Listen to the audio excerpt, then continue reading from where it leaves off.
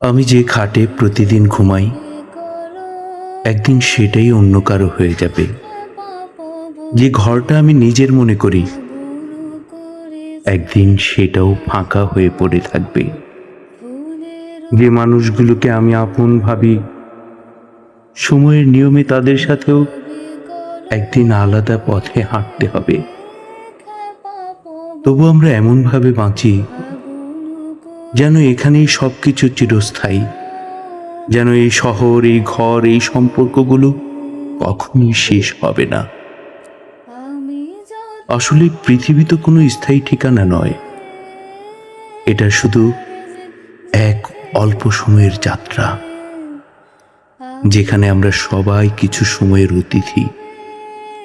শেষে ফিরতে হবে সেই নীরব মাটির ঘরে, যেখানে সবাই একদিন একা হয়ে যায়। নাম, পরিচয় সব কিছু পেছনে রেখে। তাই হয়তো বেঁচে থাকার ভেতরেই একটু বেশি সচেতন হওয়া দরকার, কারণ এই সফরটা খুবই ছোট, খুবই সংক্ষিপ্ত।